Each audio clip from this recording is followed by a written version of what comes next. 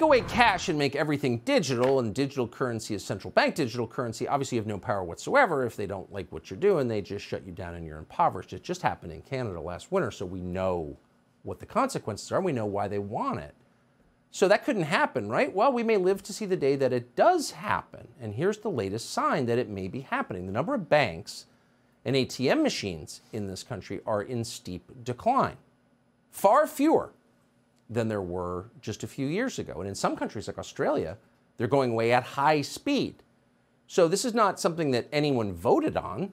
This is something that they're just doing, whether you like it or not. So you can say we have cash, but if you can't get cash, then do you really have cash? So where's this going?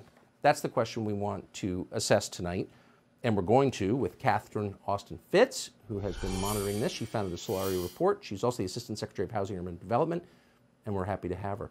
Catherine, thanks for coming on. So I think if you put this up to a vote nationally, most people would say, no, I may not use cash, but I'd like to have cash, because if there's no cash, then I have no control over my life. But it seems like this could be a way to affect the same outcome without a vote. So, Tucker, one of the bedrocks of freedom is freedom to do financial transactions, including privately, or freedom to do where you want to do and wherever you want to do. And unfortunately, as the financial system has become more and more digital, you see more and more not only invasive surveillance, but more and more controls. You referred to Canada, perfect example.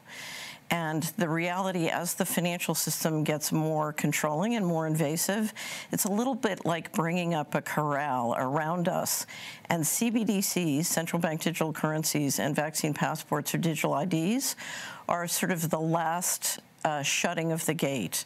It's hard for many people to imagine the risks here because we're so used to living with financial transaction freedom, and we don't understand that when this gate closes on us, we literally will be sitting in a system where the central banks believe that our assets belong to them, and they can dictate where we can spend money and what we can spend money on. The important thing to understand is central bank digital currencies are not currencies.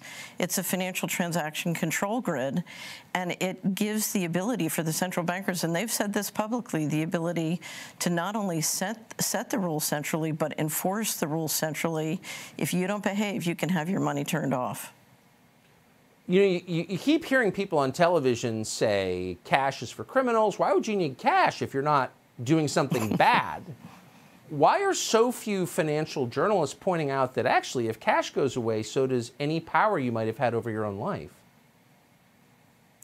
Well, I find a lot more journalists are beginning to understand and are beginning to not only write about this and talk about this, but do documentaries. We just had a new documentary done here out of the Netherlands called State of Control, which does a great job of explaining the invasive nature of this control grid. I think it's very hard for people who've grown up and enjoyed Western liberty and human liberty to imagine literally that we're going into a system where literally our homes, our cars, our communities become digital concentration camps. So if you've enjoyed liberty, it's very hard to, perceive this iceberg before you hit it. And that's why it's so important, and I commend you for talking about CBDCs, because we need to not let the propaganda persuade us that, one, this is convenient, or two, that we need this, or three, we need to understand not only the dangers of CBDCs, but the opportunities if we start to reverse financial tyranny. We've seen the financial system engineered using the federal credit to increase inequality and centralize political and economic control, and it's shrinking our wealth and it's shrinking our economy. We have debt growing and central control growing much faster than the GDP.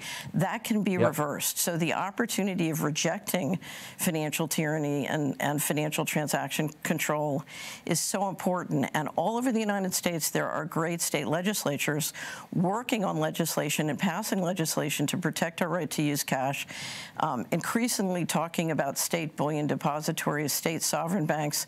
There are many people doing this, and if you look at what they're doing, when it succeeds, it can really reinvigorate our economy. And so don't forget the opportunity of rejecting this.